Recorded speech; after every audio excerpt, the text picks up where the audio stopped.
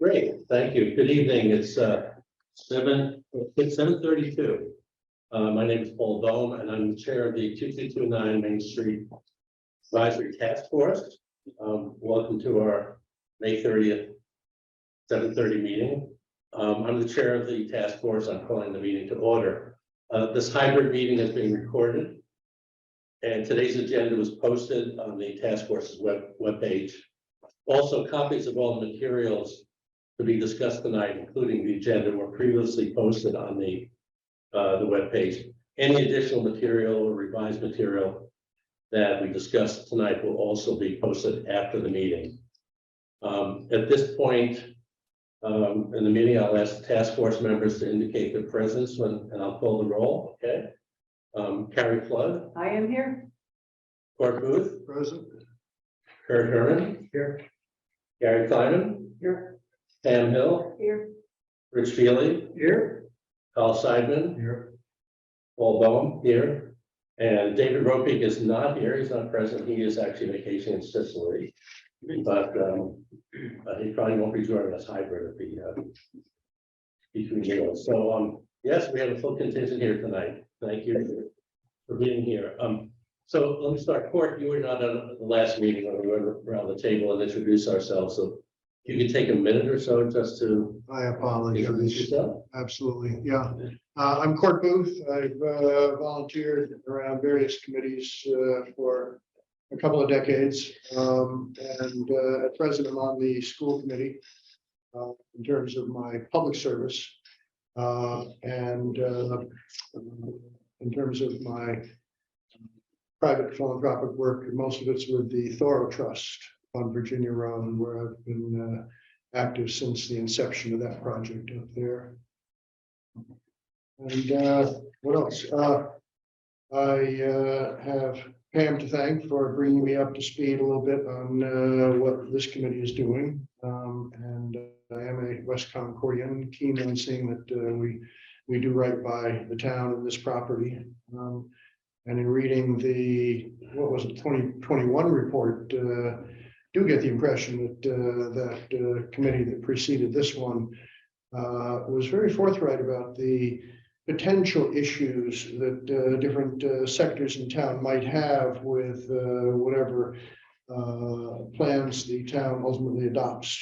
That we are going to have some work to do to assure people, let's put it that way, that the plans are sound and people are protected, the town is protected.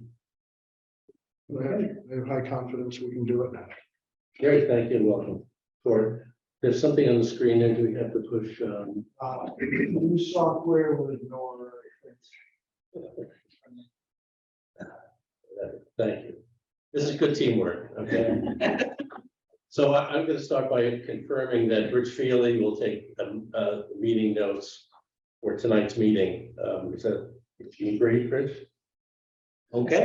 Already ready. And I'm mentioning that because I was looking at the video of the last meeting and it was a little ambiguous how he left the assignments. I think we agreed that there'd be a rotating clerk unless Rich would like to be a permanent clerk. So what? I'm going to miss a couple of meetings. I mean, I'm willing to do it unless, because as I said the last meeting, I think I probably know the least about this of anybody in the room. So taking notes is always a good way. So I'm willing to do it, except when I'm not here. Okay, in your absence. I haven't just gotten off the whiteboard and having struggled with it. I think that's a really generous thing. I applaud it. So thank you for doing that. And when you're not here, somebody will fill in ably on a rotating basis. Thanks. So tonight I'd like to welcome a couple of people who are on the Zoom, and then at least two of them. Kat West of SKIO. Just raise your hand, Kat. You'll be able to introduce yourself later. And then Karen Nirenberg, EPA's remedial project manager. They will be a part of the agenda today. We have some other people from SKIO, I believe. I'm kind of squinting here. Matt Roby, who was Matt Roby. the prior SKIO report. So Right. good to see you again. Okay, and a couple of people from the public. Oh, you'll all introduce yourselves later. Oh, yeah. Okay. Just a couple of logistical items before we begin the agenda. During the meeting, let's please use the hand raising function, which means in the room, raise your hand. Or if you're on Zoom, just use the hand raising function there. And I will try to acknowledge everybody. I'm sort of new at kind of, especially the 9 people on the committee, acknowledging the order of people raising their hands, so be patient and tolerant of if I ignore you for the moment. I'll do my best to assure you're all recognized. The last thing I want to say, I'd like to try to keep the duration of these meetings to 90 minutes, whether they start in the morning or the evening, if possible. So that's why there's some time slots on the agenda. We'll see how that goes tonight. I'll try to keep time myself, or if I'm talking to somebody else, can maybe chime in. But, you know, I'm mindful that depending on the discussion we may have, we may want to go a bit in overtime. So I don't want to cut the discussion short for sake of sticking to the agenda, but I think having well-timed meetings is a sign of a disciplined task force. So we'll try that. So we'll navigate the timing together. So there'll be some other business to discuss later, but let me just start out with the first agenda item, which is called this discussion of work streams. So just to give you some background on that, and I'm going to put up the slide in a moment. So we discussed this briefly at the last meeting, sort of how to organize. When I looked at the charts that the select board gave us, and you know there are a number of items on that, and you could break those down into tasks. And essentially, this is a project. It's a project. We have various tasks, and then we have a deliverable. So it made sense to me, sort of, as a group, to try to manage this as a program and to divide up the various tasks and to have people not so much hardwired or assigned to those tasks, but to lead those tasks with help from others. I'm also mindful of Pam. I think you made the comment at the last meeting. You didn't want to be siloed into anything, right? And I think that's important. The antidote to siloization, is that a word? Will be these meetings. And if we're going to proceed along various work streams, you know, each of these meetings will be used to kind of report back on and exchange ideas on those work streams. So I laid out that slide, which I'll put up there in a second, with that idea in mind to how to one way of organizing this. So I want to have a discussion after I just put up the slide and get your input, what your thoughts are on organizing like that. Are there any alternatives for organizing it? Because we do have to make progress, pretty steady progress. We have other entities outside this task force to coordinate with. 2 entities on the Zoom here today are EPA and SKIO. We'll also be meeting with the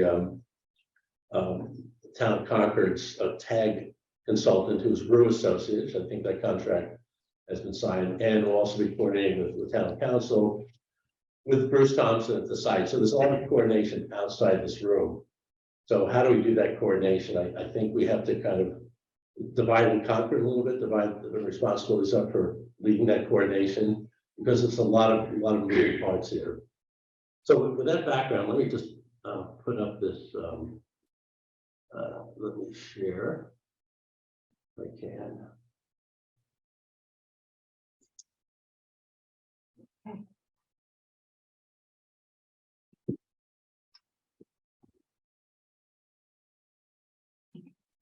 Can you all see this slide?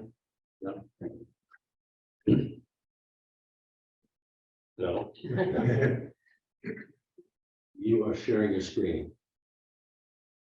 Who am I sharing it with?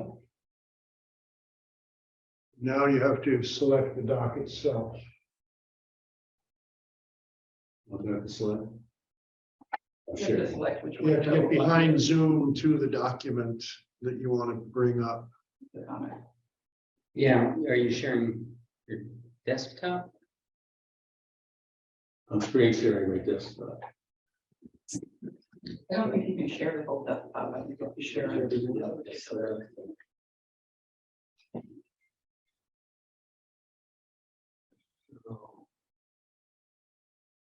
Stop sharing. That's the screen you want to see, and then I hit that, and then that, and I think we'll be good. It says I'm sharing my screen, but I'm not. That is the right move, though. It looks right to me. It looked right to me, too. Okay, do you have, so then you should have a copy of that document.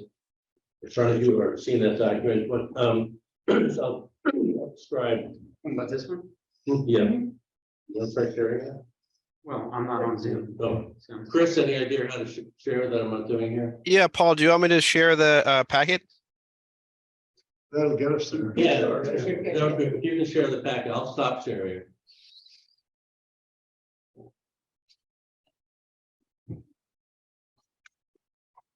Leave them like they're not There showing. there you All go. right. Yeah, I'm not sure, yeah. Okay. So the only thing I've done here, so I've added a column on the left here that you can't see. And the heading of the column is the committee charge.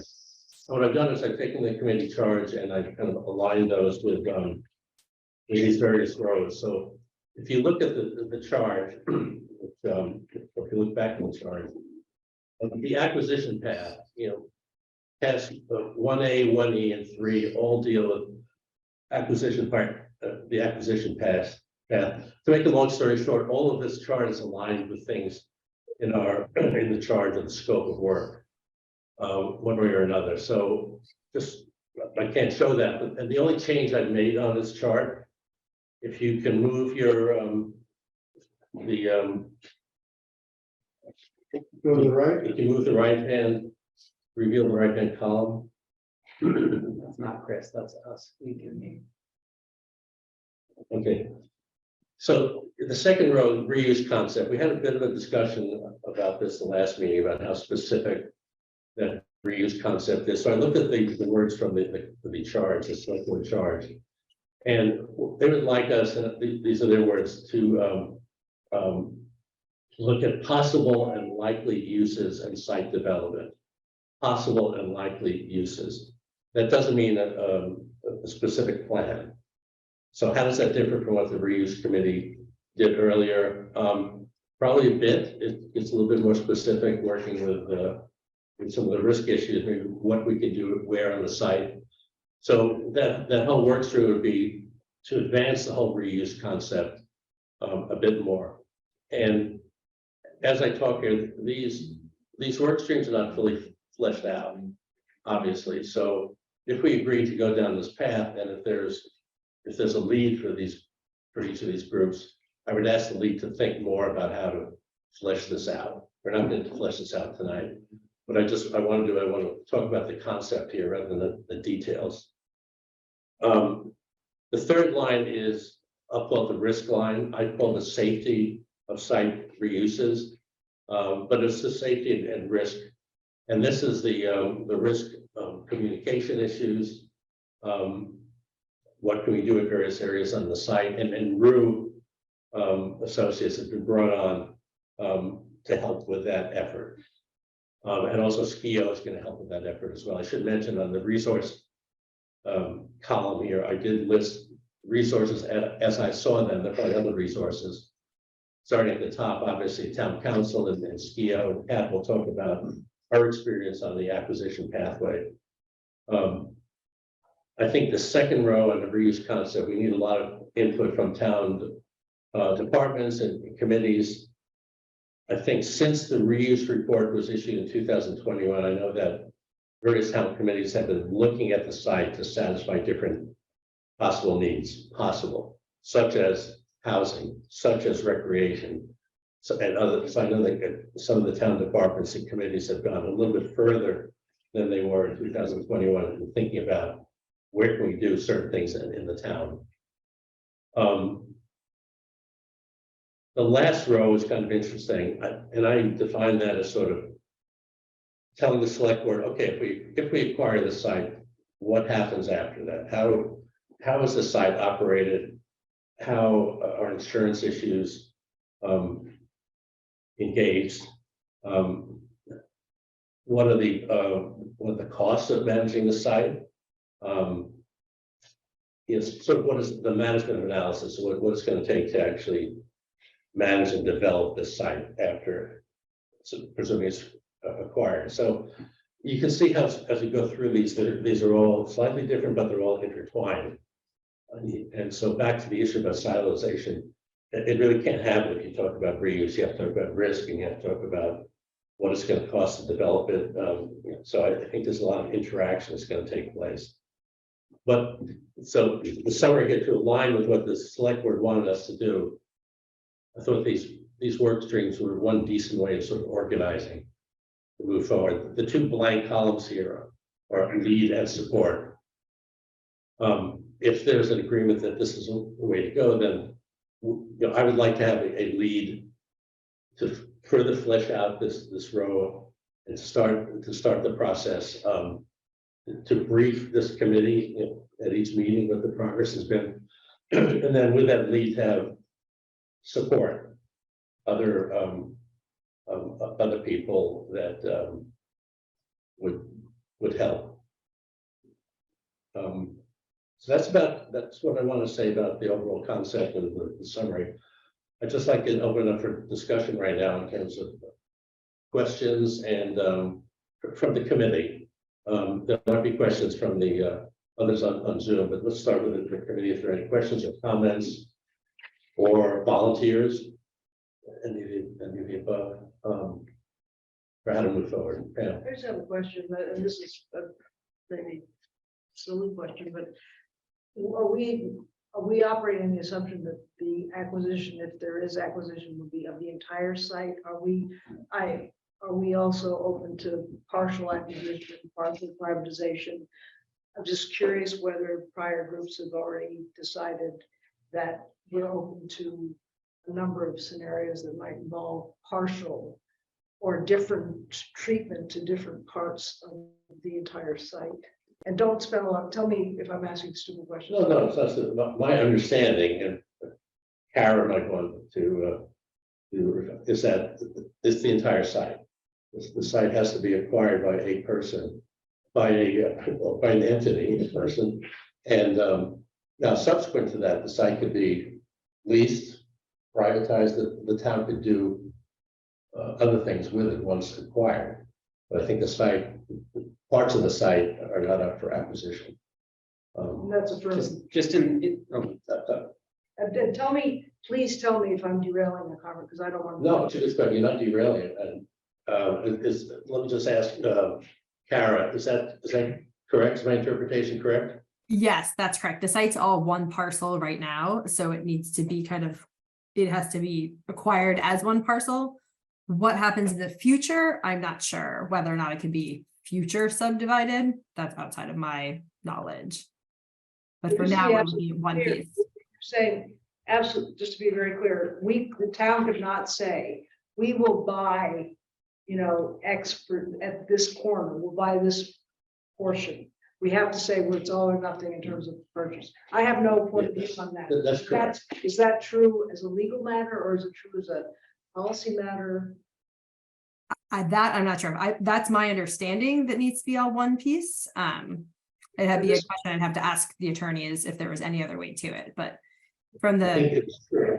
Whether it's true in a legal matter or policy or both, I'm not sure, but it's Well, true. it's not true as a legal matter. Okay. I mean, it is an option unless you've already crossed that Rubicon. If you have, then it is true. I just want to make sure that some decision making has been made on that or not, just for my own clarification. But I don't, if the town hasn't decided as a policy matter to do the whole thing, and you don't know what the legal status is. EPA as a matter is once an entity to acquire the site, what the town does afterwards, after they acquire it, is up to the town. Which is interesting, post-acquisition, in that work stream, they're, advising the select board if they, what could be done with the site in terms of subdividing it or what, I think that's up for our input to the select board. Yeah. I was just going to offer the context. I don't think there's a legal answer known to your question. We can ask town council, but just in the prior committee, we did consider potential different uses Yeah, So we did look at, but yeah, the legal question about ownership. I would Well, go that's with. from asking only because I think there are scenarios where you could say, hey, we'll take this, but we're not taking that. I mean, you could say that. And I really have no point of view, and maybe it's premature, but it's probably not, because it sounds like decisions have been made that this is, you buy the whole thing, you get the whole ball of wax, and that's it. I doubt that there is, I don't know, but I wonder if you pressed EPA, whether you would be forced to that one. But I don't know, EPA is looking for an owner. For the whole thing. Carl, would But that- it may relate to the need to manage the institutional controls at the site, that EPA might be comfortable not having one ultimate party owning the site and responsible for that. That's speculation. I don't know. But it might have to be related to that. I was just gonna make the point that it seems like that's one of the questions to address in the acquisition path, legal question, just to confirm our assumption that the purchase is for the entire site. Well, I would like to confirm it, but I don't want to do anything that everybody's already decided. That's. That's a very good point. We're not going to confirm that tonight. In fact, whoever signs up to be the lead, sounds like the first step. To work with town council and EPA to confirm that Okay, understanding. that's a different answer. Yeah. Yeah, thank you. Thanks.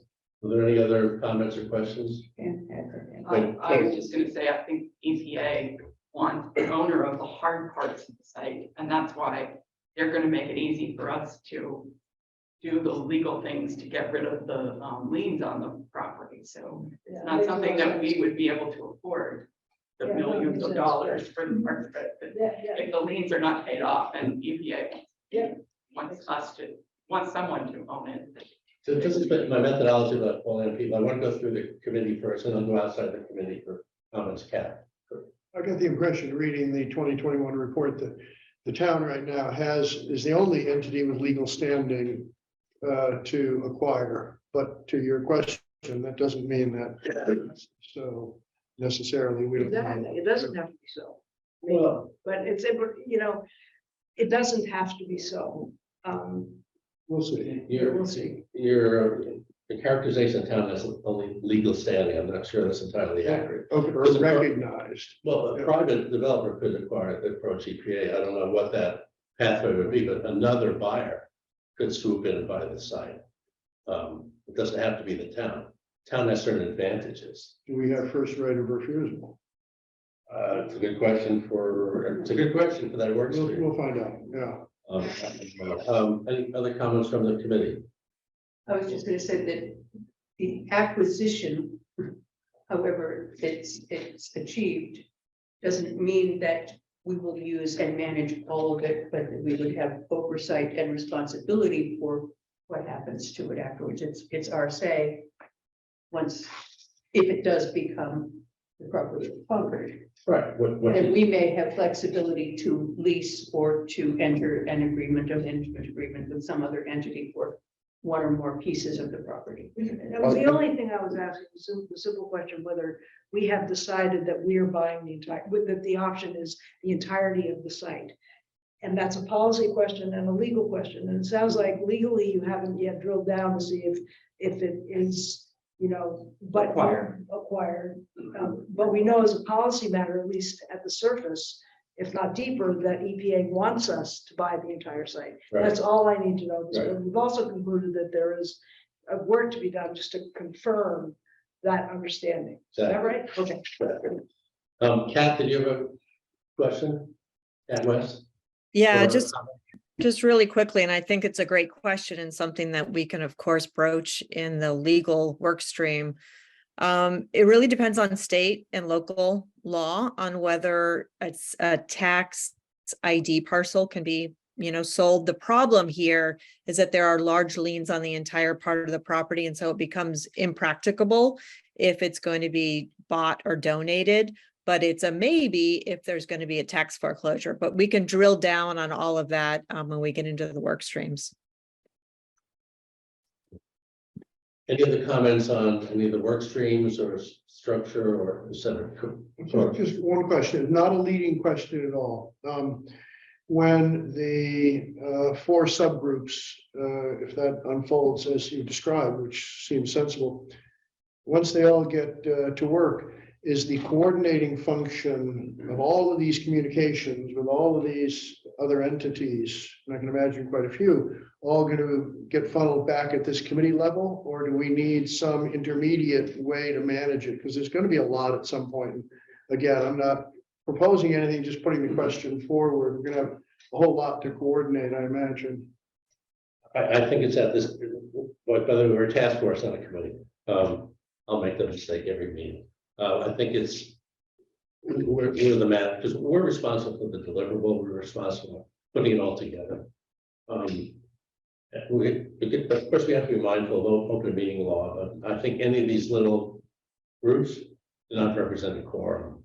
And we don't want to call them subcommittees or something, we want to call them, just want to have a lead and the support. I don't want to go any further than that. Somebody who outside of this meeting can have communications, as I have had with EPA and with CAT and others will have with town council. If we can't rely on town council to be at this meeting every time we have a legal question, right? So we're gonna have somebody to work with. Try to work with, well, it's like the flow of communication with town council has to be worked out within the town. Because every time we call Mina up, it's a targeted event. So well, that's another issue. I was just gonna say on Court's point, I think there's so much overlap in what these sections can entail. That if we're not bringing our, the subgroups work back or what they've learned, if we're not sharing it, it makes it impossible for the other groups to move forward. It seems to me. So. Yeah, I'm in accord with that, but just wanted to make it explicit. Okay. Yeah. Well, it just, your comment just recently does make me think like, we may have to think about a process for if each of these 4 work streams are they empowered to individually reach out to all the other parties, or should it go through you, or how do we manage that? Like as you said, so each team is not individually necessarily contacting the town council or drawing on Skeo's time, and Nobody contacts town council except town manager's office. Well, in general, it's a good question, and I would like as much independence as is feasible, to make progress. There's a lot of work to do. We can't, even if we meet, we're going to meet twice a month. Hopefully, we'll discuss that later. But there's still a finite amount of time that we can meet as a group. And group meetings aren't the most efficient things either. But having said that, as chair, I'd like to know when those things are happening, just not to butt in, just to monitor and track it. So I can put you on the agenda for the next meeting. That's a problem. What happened with the meeting?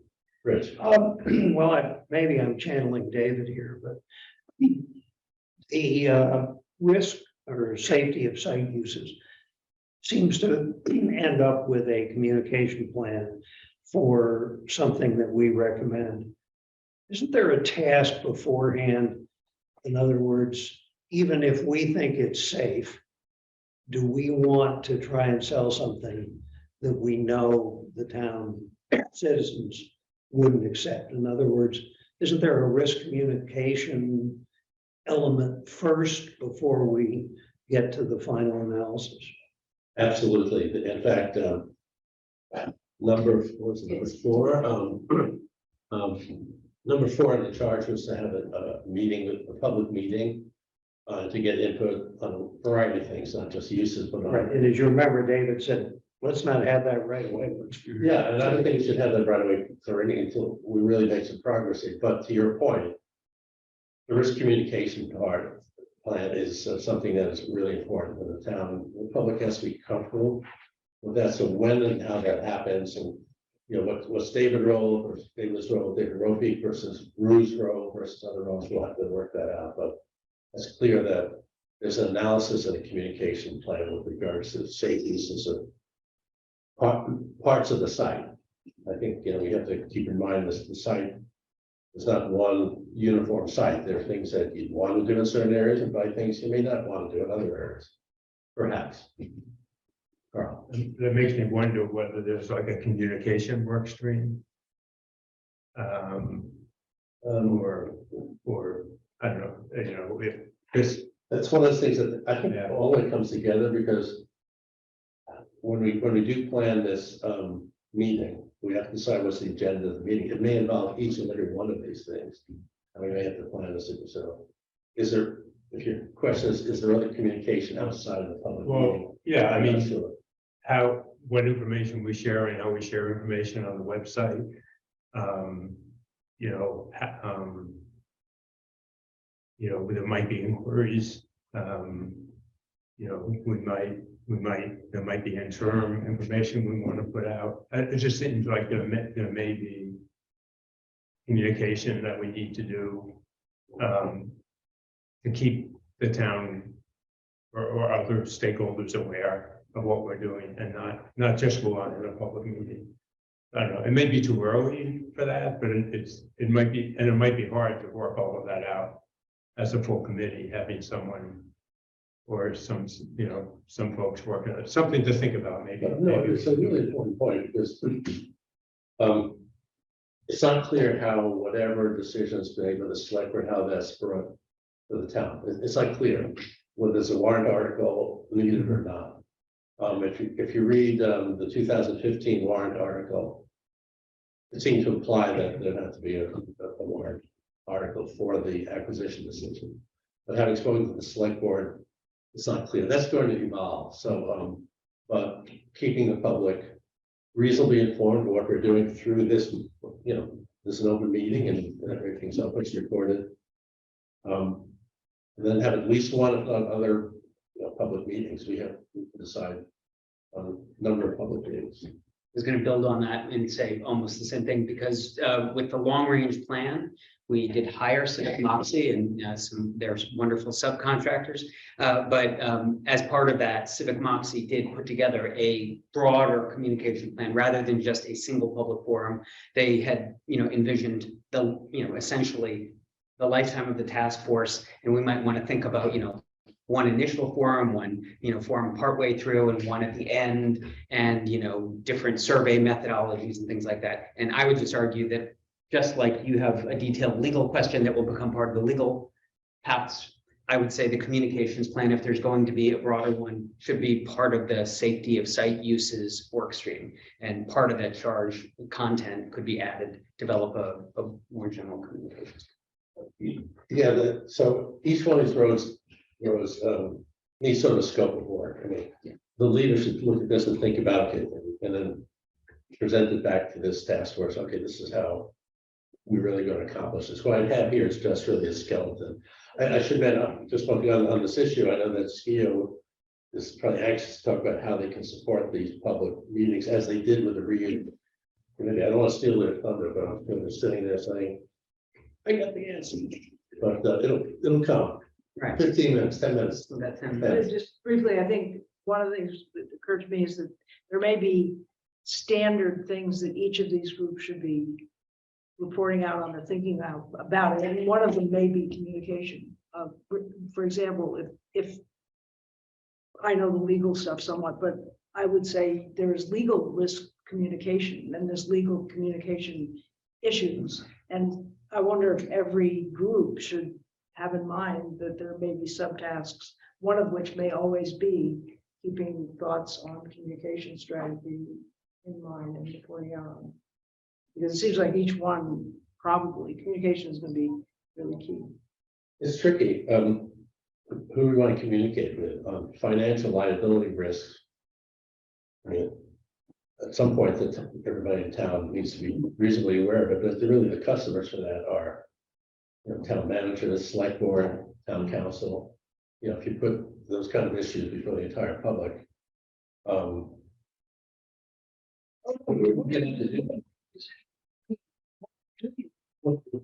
that you have to decide what types of issues. And I was thinking that maybe these four groups could always be mindful of the communication issues that are embedded and report out, but no. So I'm just actively thinking in my own mind about, are there standard things in inside each one of these we should be. So I'm sensing this is a reasonable way to start out. And we're going to, you can think about this in the next meeting, we can revise it, I don't want to put anybody in the spot. We have to get this right, to get this organized. upfront is really important, because once you get that part right, then we're kind of moving in the right direction. Quick, your question, sorry. I'm getting the sense that the communication and coordination aspects of this, as long as we keep good records of what we're doing with 4 work streams, we can elevate the importance of communication and coordination when it's demanded of us, as long as it doesn't get away from us in the Yeah, meantime. that's, you said better what I was trying to say. Yeah, I was just gonna say, that, I think if we have, it's a committee of, a task force of 9. If 2 people were on each of these, and Paul, you're not, that those 2 people can have their conversation, they can raise their questions. If the answer is readily available, great. If it's not, refer it to Paul as chair, and he's the one who reaches outside of the committee. And you still have not a quorum, because that's 3 people out of the committee of 9. When you have a conversation with the chair, when you bring the results, you've gotten your answer and it helps you to take a step forward in your work group, then it comes back to the full committee.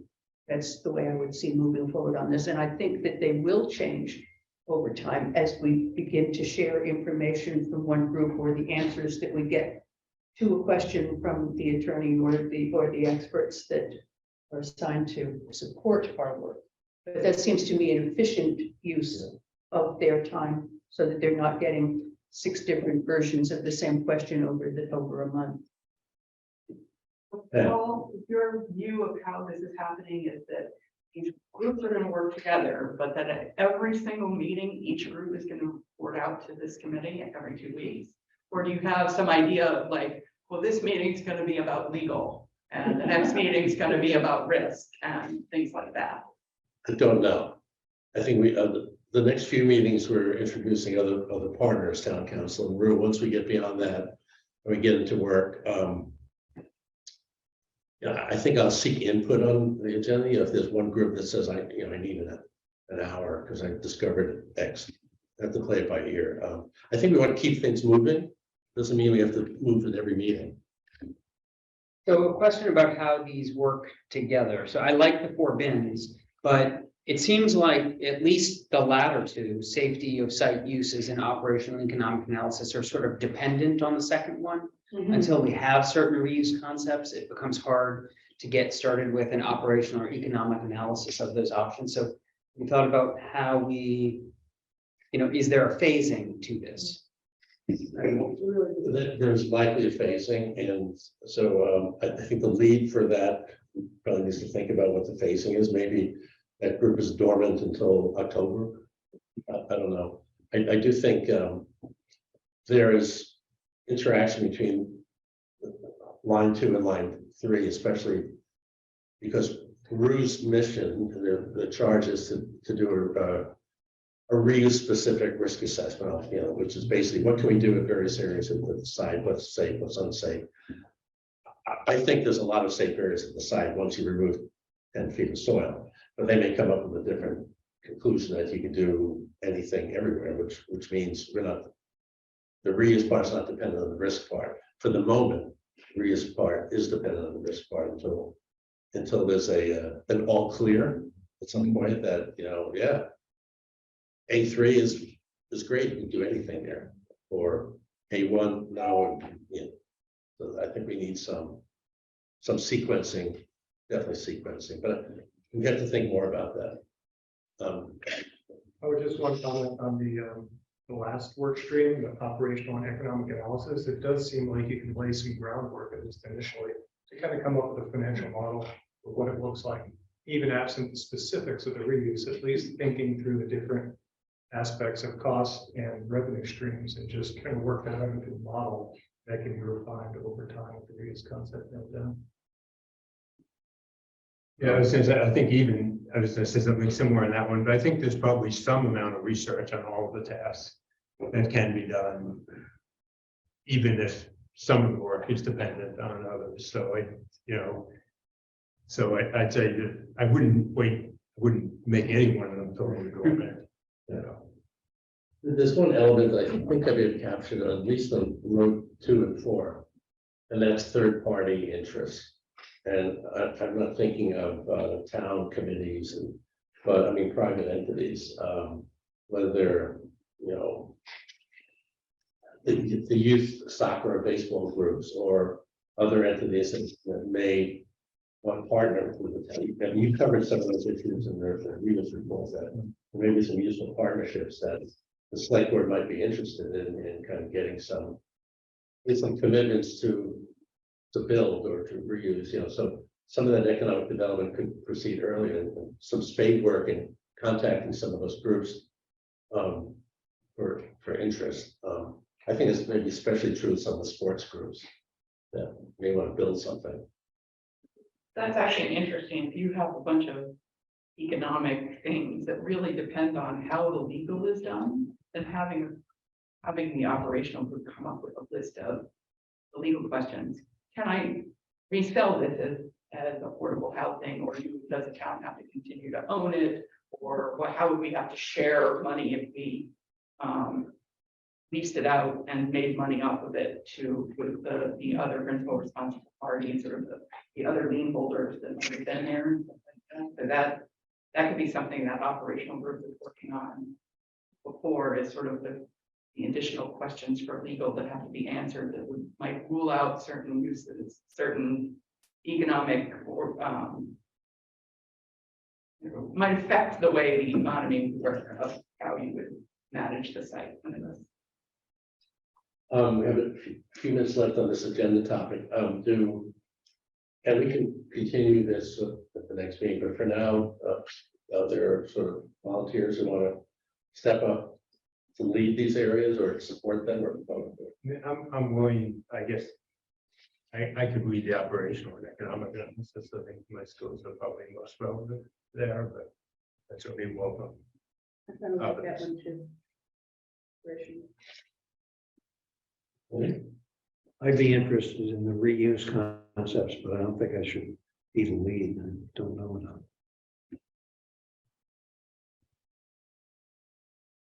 You know anything about reuse? Yeah, I mean, I am interested in that one too, but sure. Well, What are yeah, you most interested let's not decide on the research. Well, If we have two people. Yeah, no, I was most interested in reuse concept, but I was hoping not to lead it, to support it, but maybe between the two of us. Okay, let's table the let's really let's table that with two willing participants. So I think David was definitely. Are we allowed to volunteer someone who's in Sicily? He's sitting there thinking with and what pasta he eats. Yeah. So we do know. You won't be surprised. I'm sorry.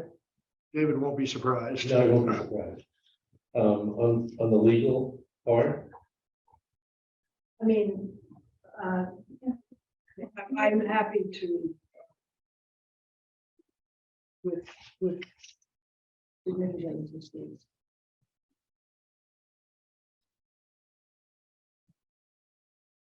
So, and we who hasn't volunteered for anything? I have not. I'm happy to help on any of the last three. Pick one. Or you can pick two. It looks like we need someone for safety of site uses, so I'll help out with that. I think based on my background, I think the last three are options, but probably not the legal path. Since I don't have a lot to do.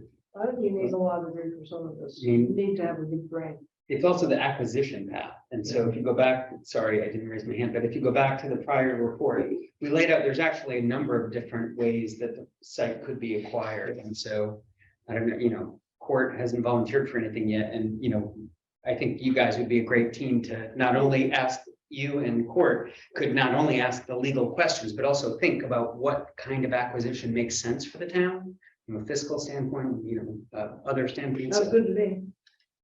And if I might, an essential part of our job is to interpret all of this for an audience that's going to get bigger and bigger and more interested right up until the crescendo, whenever that is. I'd be happy to work on any of them. I don't have a skill set that lends me to one much more than any other. Sorry to say, Paul, but happy to do acquisition. Yeah, I was certainly for the acquisition as well, so I'm gonna help out there with you guys. So, one thing on the acquisition and we'll, I think the next meeting, Mina is joining us. Is that correct, Chris? The morning meeting, Mina Marcaris will join us. I think developing the acquisition pathway, which is, I would ask the town council, how do we acquire the site for no money, with no liability, you know, things that, no, I mean, those are possible, and have we worked with EPA and SKIO to get that advice and, you know, set him on the track and track what he's doing. Right, and sorry, Well, just building on that, I think Mina has already done some thinking about that, you know, for the select board. Based on, you know, prior executive session questions, and so, you know, I think that engaging with a task force or whatever, you know, so a lead on acquisition pathways to think about it would be helpful for these guys to know what, you know, his thinking is, and maybe he can share with the whole committee what the options are from a more. so that'll be useful. Yeah. So this is a great segue for CAT and SKIO to time, and I welcome to the meeting. Kat, I put your bio into the meeting package as well, because when we talked, and Kat has direct experience in legal issues or acquisition of sites like this, so I think she will play a big role in the legal part of this as well as other roles. So why don't you guys take it over for the next half hour? Okay. Thanks. Kat has some slides that she's gonna pull up in a moment. And while she does that, I'll introduce myself. So my name is Kara Nierenberg, and I'm the project manager for EPA for the nuclear metals site. I joined EPA just over a year ago and started on the NMI site in October of last year. I will say, while I'm new to EPA, I'm not new to the Superfund program. I've worked on it as a contractor for about 17 years. So I'm very familiar with Superfund and its processes, and I'd say almost up to speed on NMI. As those of you know, it has a long history. It's been a very, very active site for the last few years. So it's kind of my role in the project, and where EPA comes in and helping your task force is that through the Superfund redevelopment program, we've have a contract with SKIO, who you know from some of the reuse planning, to help the town work through a lot of these questions. And so Kat, in a few minutes, will walk through what SKIO and EPA can offer to the town as assistance based on these different tracks. And I'll just kind of give kind of a broad overview that while, you know, EPA has contracted SKIO, we encourage SKIO to work with the town members to provide support where they can. But if there are things that fall outside of kind of what Kat presents as tasks that SKIO can support with, that's when you should definitely kind of reach out to me again and ask for additional support. Since SKIO is technically our contractor, I just want to make sure that we're giving them any additional technical direction. So I'm here. And if there are any technical questions on the site, I know some of you are familiar with Bruce Thompson, who is the project coordinator through DeMaximus. He's a wonderful resource, and you're welcome to reach out to me at any point with any questions about kind of what's happened on the site historically, what's going on right now, and what our scheduling looks like moving forward with the project. So with that, I'll pass it over to SKIO, who will walk you through some of the different ways that we can provide technical assistance on your task force.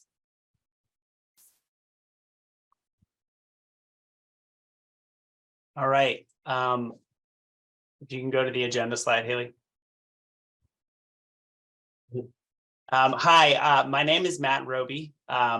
I am with SKIO Solutions. I'll give you a full introduction in a minute along with the rest of our team, but we're going to just briefly introduce ourselves as a team.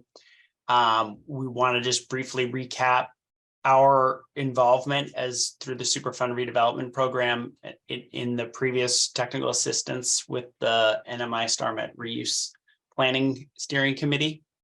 And then we have, through some conversations with Paul, put together a little bit more detailed series of tables about the tracks that we're hoping can help guide some discussions among this task force about how to sort of align different tasks and how we as a contractor can help. And then we can do Q&A and talk about where to go from here. So next up, Haley, you can go ahead. So I'll start with myself. Like I said, my name's Matt Roby. I have been with SKIO for about 17 years. I am the Superfund redevelopment program's technical assistance provider for this region and several others. I work with communities all over the country. I live in Burlington, Vermont. I was involved in the previous reuse planning support here several years ago. And my primary role is as a facilitator, a land use planner, and a redevelopment expert. Kat? Great. Well, hello, everyone. My name's Kat West, and I'm also with SKIO. And I've been with SKIO for about 4 years now. And I came to SKIO because I am a former EPA Superfund attorney, and I was one of EPA's very first Superfund redevelopment attorneys. So I helped write a lot of the guidances and the fact sheets that are out there right now. And my role is that I work with site teams like Kara. And by the way, you're so lucky to have Kara as the EPA RPM on this site. She is totally fabulous. You'll hear that from everyone. She's wonderful. So SKIO helps site teams like Kara's across the country figure out these, acquisition methods and these legal liability questions that are going to be coming. And I specialize in helping local governments think through some of those. And so I'll turn it over to Haley. Hi, everyone. I'm Haley Gannon. My pronouns are she, her, hers. I may have met some of you. I was involved along with Matt with the initial phase of support that SKIO participated in. And this was one of my first sites with SKIO about 5 years ago when I started. So I'm happy to be back. I'm happy to see some familiar faces. All right. Before we move on from here, so Superfund redevelopment program is a technical assistance program from headquarters at EPA. And so the way that works is they provide resources to support technical teams like the three of us working with communities like yourselves. And so you'll see SRP or Superfund redevelopment program, and that's just the way that we refer to the headquarters program that we're working under. That's how we're available as contractors. I moved this forward too far. So real quick, like I said, Haley and I were both involved from about 2019 until winter of 2020, supporting the NMI StarMet Reuse Steering Committee's work, which, and through that work, we got to work with Paul and Gary. I don't know if I can see everybody in the room. If there's anybody else on this committee that was on that committee, those are the two of you that I can easily identify. And our understanding is that your town is incredibly prepared to do the due diligence necessary to make a good decision about this property. In the previous work that we did, SKIO developed what is called the reuse assessment, which is a sort of comprehensive way of taking into account the environmental, physical, And then land use related factors that go into thinking about the potential future uses for a site. It is not a detailed engineering study. It doesn't result in necessarily a specific reuse plan, but it's assessment of what are the likely future uses that could happen here and how can this community move forward to pursue those. And so that we worked with that committee to provide some basic support that led to the division of the site into sub areas. And then we worked with that committee to basically take a series of principles that the town identified, and we built them into the framework of the reuse assessment and developed a series of graphics, facilitated a workshop, a community meeting workshop, open house in October of 2019. And then that really kind of solidified recommendations that committee then worked on and released in the 2020, I think the 2020 report to the town select board. And so that was the way that we've been involved in the past. And I'm going to turn it over to Kat to sort of tee up how we're set up to support this next phase of your work. Haley, next.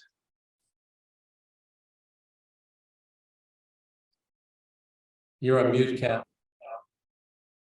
That happens to me like 6 times a day, right? We gotta love virtual. So here's a graphical representation of basically what the task force committee members just talked about, right?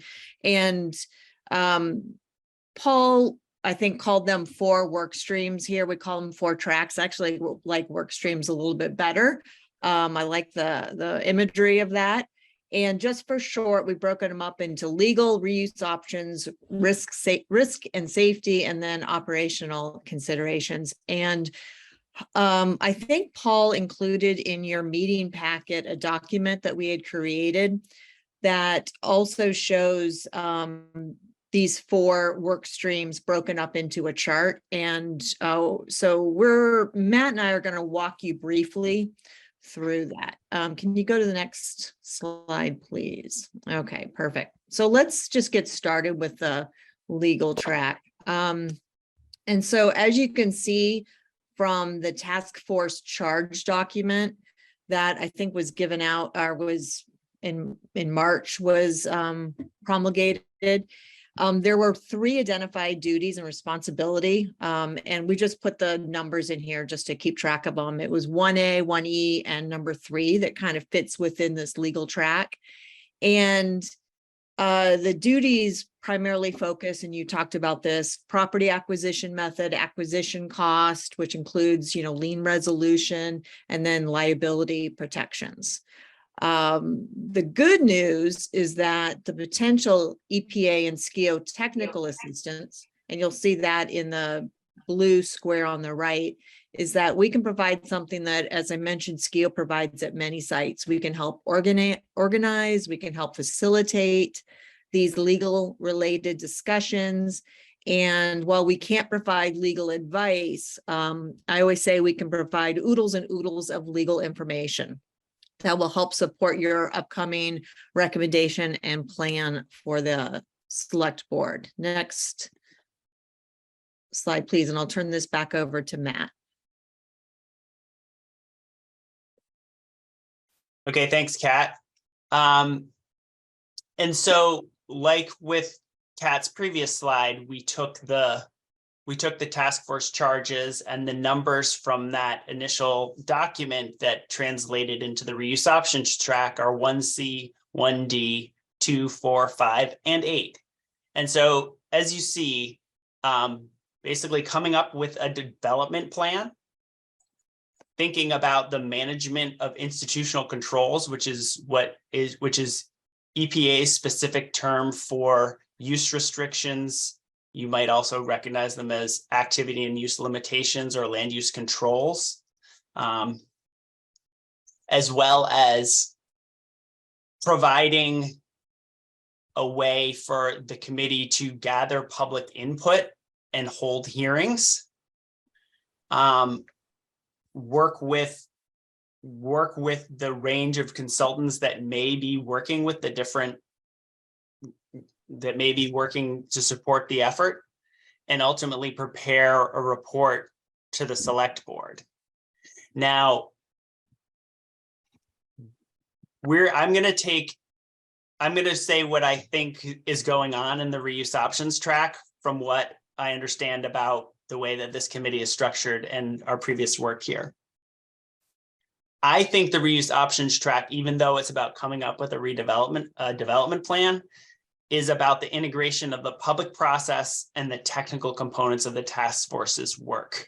Because it is the development plan, what's going to happen there is the most tangible framework that you have for discussions with the community about what the town wants the site to be in the future. The NMI StarMet Reuse Committee made some solid recommendations in its 2020 report, and these could be a foundation for the range of potential future uses, but there may be other priorities today, and it sounds like you want to test those out with further public engagement. And so my general sense here is that this committee's work is to come up with a redevelopment plan, and in doing that, you'll be aligning the reuse options for the site with the current priorities of the town, the risks and the economic feasibility, and the legal property acquisition and disposition options that these different tracks are working through. So while you've got these 4 streams that could be working in parallel, I think the reuse options track is kind of a central organizing piece that gets supported by these other tracks. You may all have different ideas about it, and I know you all will do a great job of figuring out whether that's accurate or not, but that's the sense that I have as a way of sort of of what this track's all about. So, and SKIO can support this track with reuse planning and facilitation. We can assist in facilitating discussions, helping to help the town think through what institutional control restrictions might look like, what that might mean for the town or might mean for another party. And we can assist with information sharing, however that needs to be done. We can be as hands-on or as hands-off as you'd like us to be. We have the support in place to lead or support you however is needed.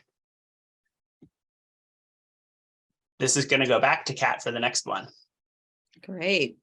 So with the third work stream, what we're just calling risk and safety for short, this work stream focuses primarily on interacting with EPA about the cleanup and developing an education and a communication plan around the safe reuse of the property. And I love giving good news. So here's more good news, that EPA, as part of its legal responsibility, has already performed a comprehensive risk assessment for the site. And of course, that was used as the basis for its final cleanup decision document, the record of decision, otherwise known as a ROD.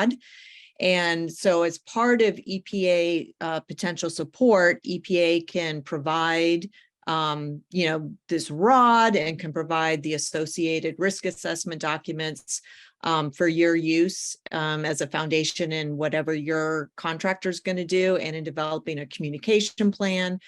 We can also provide other case studies and fact sheets that are maybe similar to this situation, and we can support and or participate in public presentations coming up. And I'll turn it back over to Matt for the last work stream. All right. And I think as with the previous work stream, the operational considerations brings another level of the sort of financial due diligence.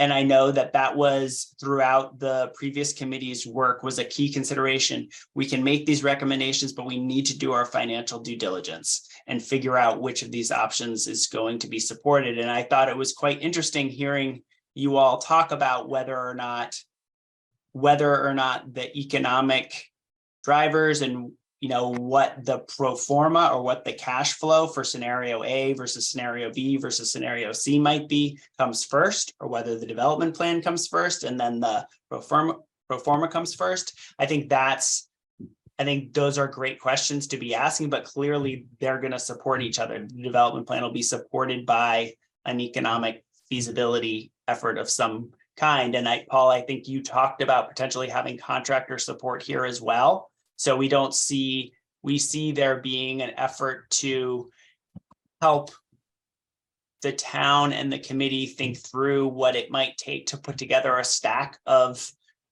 funding sources.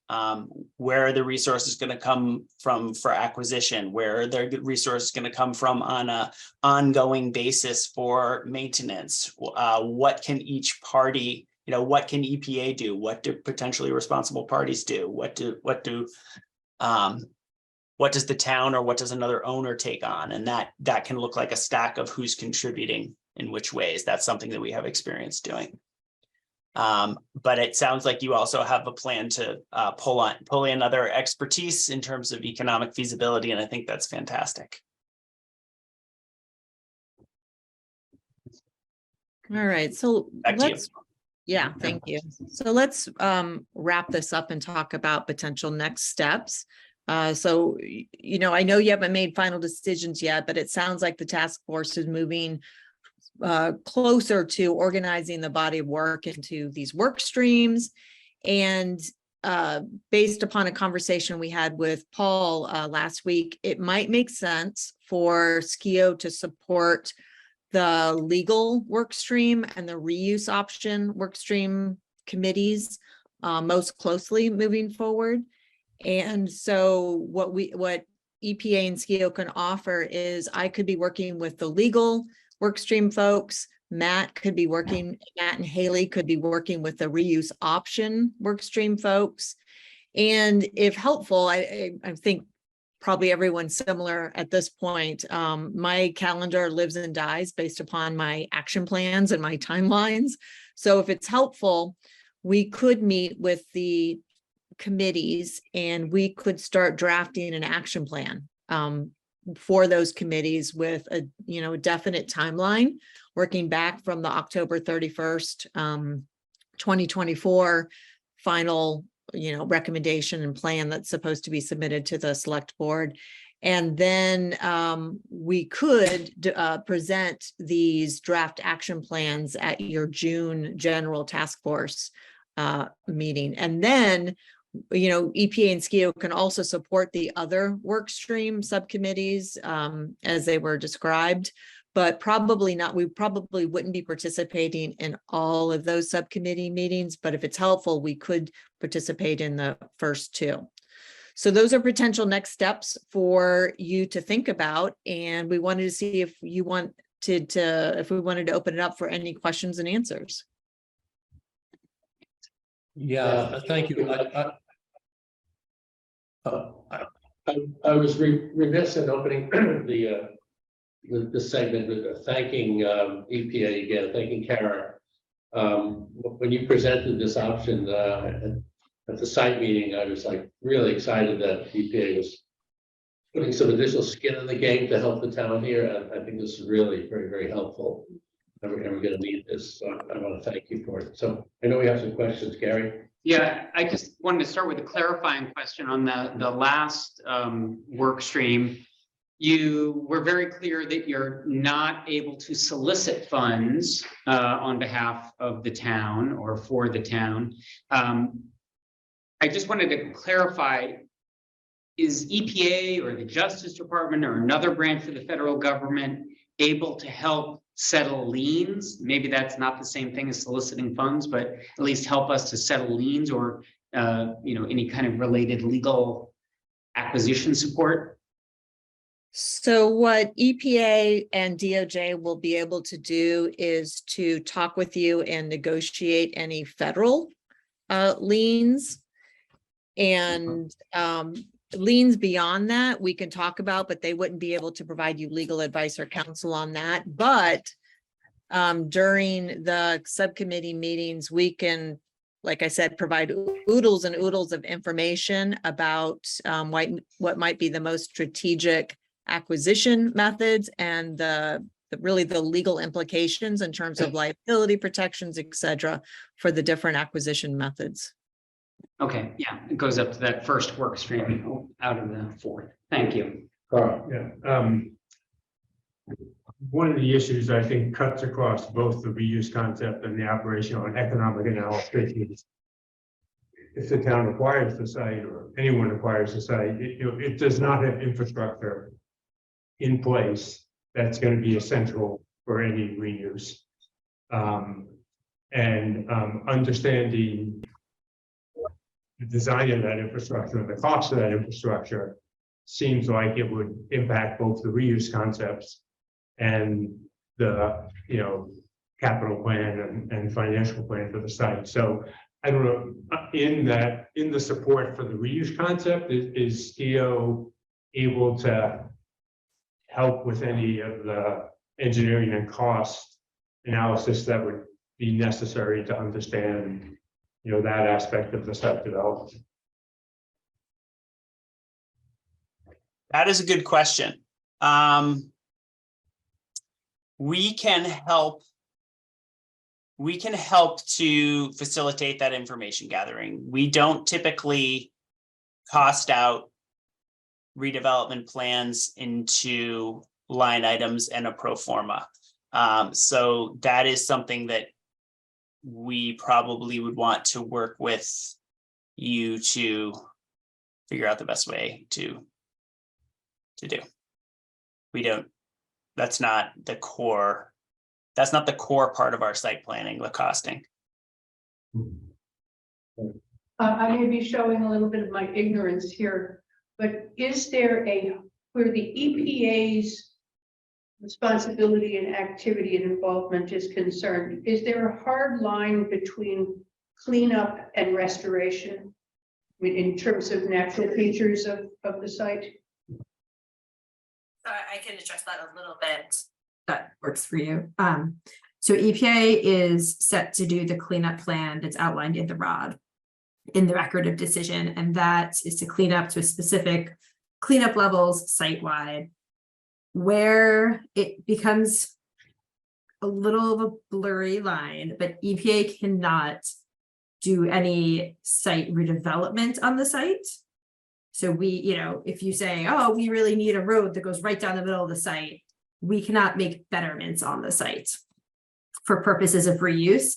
However, what we can do is if we are working on the site anyway, and you're saying that, oh, this area we want to stay flat and we need to regrade the site, as a matter of fact, then we can leave that area flat. Does that make sense? So any reuses, any betterments of the property that we can do have to be kind of integrated already into the cleanup plans.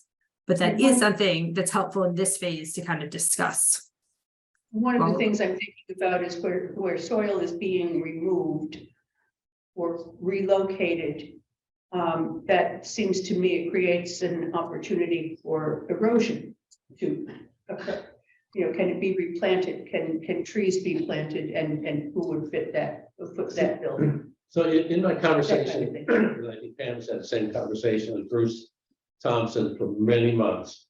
Bruce has said they would like to engage with the town for these very issues, Kara. There's grading to be done. They have to move things around. They do have to plant trees. There is some element of restoration as part of the job. How they do that and what they do, there's some flexibility, not in the cost, but exactly how that's executed. So to work with the town on the general reuse concept, are we going to put a building here? Does it have to be flat? Or eventually we're going to put a road here? I think that'd be very useful at the early stage to work those issues. Is that fair?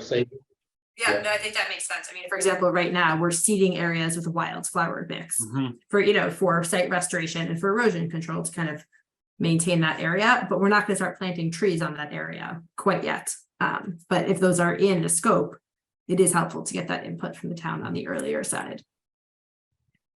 Just trying to pull together the last two comments and if I can, just give a small nudge to all of the committee members to read the 2021 report that we did, the reuse planning, because a lot of these questions we at least have touched upon, even if not finally decided. But I think that Carl is raising a really good point. Like, there are opportunities to save a lot of money with whatever plans we decide. If we come to an agreement that maybe the master plan, and if you go back and read the report, there's a distinction between the master plan and the planning, the specific planning for the individual sites. But if we agree on the master plan, a perfect example would be the ring road. Like, all potential redevelopment options might have use of a ring road. And that would be a perfect example of the kind of thing you're talking about. While they're cleaning up, they've got to take soil out, they've got to put soil back. That ring road area, if they could put it back in a stabilized soil, means that, facilitates the cleanup by having access to all areas of the site, and they could leave in place stabilized soil that would be easy for the town to improve and pave. That's exactly the kind of thing, those synergies that I would encourage Carl's group to be focusing on now, even before we have specific reuse concepts for him to be developing a firm. Let me summarize with a couple of things. I need to move to the next agenda. But summarize with a question, first of all. Thank you for the presentation. We certainly have a lot of discussion to have in the task force to figure out how we engage the various pieces and the offerings. What is the communication path between this committee and EPA and SKIO to define next steps or to take advantage of the opportunity? What's the communication pathway, Kara? I'll let Kat jump onto this. 'Cause she can handle a lot of the communication. I like to stay in the loop, but I'll let her handle a lot of it. Yeah, well, if it works for everyone, I can be the main contact for Paul and for the main task force. And then I can be the main contact for the legal work stream, Matt and Haley. Probably Matt, at least right now, will be the main contact for the reuse options work stream. And then, of course, if you want to reach out to Kara at any time, please go ahead and do so. But I will make sure to keep her well in the loop and updated on all activities. Okay, we will certainly have discussions on how to move forward here and kind of kick it off, but then fairly quickly get it distributed down to the work streams, so it doesn't have to go through me or the entire task force as we move forward. I do have one other comment. Full disclosure, I've been and Kara may know, I've been monitoring sort of a parallel process called the Natural Resource Damage Assessment, which is being conducted by it's Mass DEP conducting it. And so this is a sort of legal parallel effort that the as far as Superfund, there's the responsible parties are responsible for restoring natural resources that have been injured. That whole process is a separate track that has been underway for a couple of years now. I've been asking the question, when is that going to be settled? Because what happens is that with settlement, there are projects, there's money, but there are projects to be proposed for the use of those settlement dollars. Those dollars do not have to be used at this site. They can be used by Mass DEP elsewhere. But I want various parties to know that we want first dibs. The town of Concord wants first dibs on proposing those projects at this site. I don't have any more information because it's a legal process, and when I ask the question, that's what I'm told. It's in the legal black hole. And we're monitoring it, and there could be a significant amount of funding available for restoration projects, broadly defined. Doesn't have to be trees. It could be anything that provides the public with the restoration of lost services, however that's defined. Anybody wants to know about NRD? There's tons of literature. One question, who are the trustees for the India? The trustee is State? Mass DEP state. Does the state? Not Fish and Wildlife? Is there Fish and Wildlife? It's not EPA. It's Mass DEP, the division of. They have an NRD division and Fish and Wildlife. So that's moving parallel. Thank you very much for the presentation, and I know you had a lot to say, and thanks for squeezing in for the half hour. More to occur. The last, Rich. Just a quick question. It sounds like these folks are not the ones to help us The questions are clearly gonna come up on whatever reuse we do. What's the revenue potential for the town? What's the cost of town services associated with that particular reuse? I'm assuming we're gonna have to go to the town manager for that kind of analysis. Well, I was gonna bring that up earlier, sort of revenue generation. One of the principles of the reuse was to be revenue neutral. Sustainability.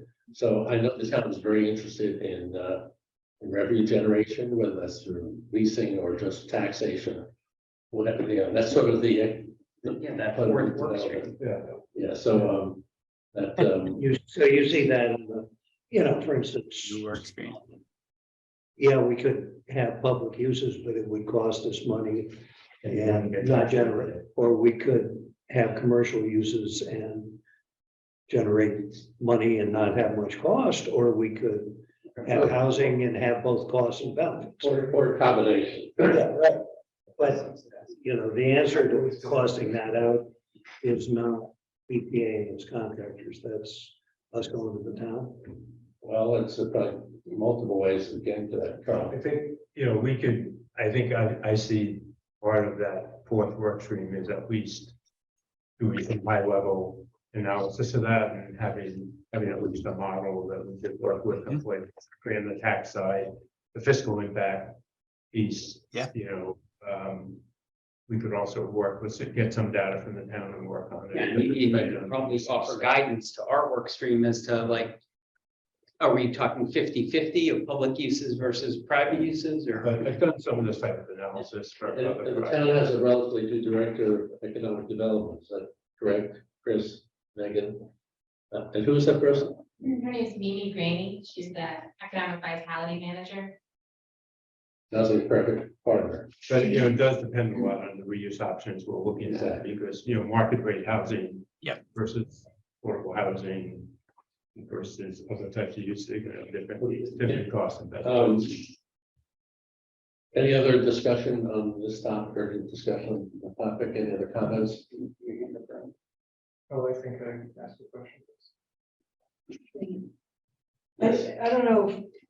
I would wonder if it's worth clarifying the relationship between the extensive 2021 report and our work at some point. Are we building on it? Are we revisiting and querying about it? Is it irrelevant at some level? I mean, it's a very extensive and very impressive report. And, I just think it'd be useful for our group to understand, are we building on this, basically assuming it is true, or are we not? And are we? I feel the report is a good foundation for what we're doing. The reuse part of that was options. It was just, it was a bit of a smorgasbord. So, it doesn't help us a lot with exactly what to do in various parts, but I think it's a legitimate question, because we did have a master plan and then we had options on top of that. Are we gonna go back and reassess the very fundamental master plan? Are we really going back to scratch, or should we? Because I kind of agree with what you're saying. I think it should be viewed as the foundation upon which we build. But maybe we need to ask that question to the public before the 9 of us. Well, this is the foundation. We have a consultant, Rue, who's kind of looking at taking a fresh look at reuse with a risk lens, and maybe revisions. Look, let's think about it as a foundation to build on. Clarification on how much of the foundational document is to be useful stuff. The other point I just want to raise again from the last meeting is my impression is, and I don't have a point of view on this, but my impression is it's an assumption that we're buying the site, basically, that it drives towards that. The basic question for the charge is a binary question, buy or not buy, in effect. And so that's like point number one in a way. So if you get really to pick up on Court's point, I think earlier about, what is the sequencing of things? I continue to be intrigued by the question, to what extent are we actually all convinced that we're actually buying the site, and then you just do a risk. Your assumption may be valid, but the linchpin is track number one. I understand, Okay. boy, I really get that. You know, Get it. if we can't, if we can get beyond number one, say the town can acquire legally with liability, then we're off and running. Then I think the select board feels pretty comfortable. And then the second part is of the risk part, the human health risk, because I know there's some discomfort in the select board about, geez, it's safe. I think the select board has sold that once you get through those two, we can do a lot at the site. And the various committees in town, from natural resources to recreation, they're really, and housing, they're really looking at the site to satisfy a number of needs. So first hurdle is track one, second hurdle is track three. And then the answer to your question is probably yes. Yeah, but I do, when I listen to this, the conversations that we read the report, it sounds like there's an assumption that we are going to overcome the liability issues. And if that is, maybe some depth has already gone into that. I would offer that the committee, the prior committee, did make a recommendation to the select board, and the select board, in their infinite wisdom, came back to this committee and specifically included in the charge to revisit that recommendation. To acquire, not to That's the way acquire. I So, read it. while yes, a prior committee did recommend acquisition, we have been charged to reconsider that. Not to, change our, but to look at it and Right, say, right. did that make So sense? that's my. But I think that the technical elements still do serve as the foundation, as Paul said. I think that's the general, it's a foundation to build on. There's a lot of useful information. There's nothing untrue. There's good I information. think it's fabulous. Let me, we have to do just a tiny bit of housekeeping on Rich Feely's terrific minutes from last time. I don't know if you've taken, we have to, the minutes of our last meeting, have, we'll take a chance to look at the minutes. Move approval. I Second. thought they were great. All in favor? Aye. Aye. Opposed? Carried unanimous. Thank you, Thank Rich Feely. Yeah. We'll let you do it one more time at least. Yeah, I'll need I don't know everybody fully yet, so I may have to have you check with me who said what or who volunteered to do what. This was a, if I may, process, Yeah. just was the clerk of the light board. The practice there is that the draft minutes go out and then there's a invitation to comment back to the, or, particular comments. Would that simplify things? Or not? I'm sorry. So these were posted before the meeting, right? Yeah. Yes. it's So- 5 minutes. Yeah, comments. So next month, when you see them posted with the packet, send your comments directly to Yeah, Rich. just And he can give me a That's give me a red line, and I mean, if we get out far enough in advance, if I get red lines from people, I can. Directly to him and not to others, or to the author of those minutes. Yeah, just to just Rich. Yeah, right, not to the. And he collects them all, present them in the. Then I'll integrate everything that makes sense, and then we can have hopefully a document that we can approve. You said you find the draft back to us after. Well, I would say the final draft is posted with the agenda, right? And I should really post these draft. Yeah, oh, that's right. The last thing is just to remind you about sort of what's coming up next.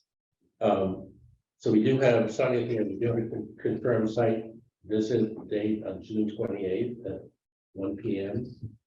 at the site. I think Pam's committee will join us there, and I think Rue Associates is going to join us there, the lead for Rue. On the 28th, on the 27th, working backwards, which is a 7:30 meeting, 7:30 p.m. Rue is going to be meeting with us and sort of it'll be the second of our sort of resource meetings. June 13th, which is the next meeting at 8 a.m. will be the other resource, the legal resource meeting, Mark Carrier. So sorry, I worked backwards. June 13th is Mina will be joining us. June 27th will be Rue. We'll have the site visit. I view this sequence of meetings as sort of introductory organization. And what I'd like, the people who kind of stepped up, and I'll remind you, stepped up to these or work streams, give a little bit of thought on ideas to moving us forward, so we can discuss that again at the next meeting. Just more of the organizational pieces and more thinking about how to take advantage of SKIO's offer and intersection with Nina's activity and then with Rue on task 3. So Will you email out Robbie's email address or something so we can connect with them? And Kat. yes, and can you send me your slide deck so I can put that on the post that on the site? And then your contact information will be in there, I hope.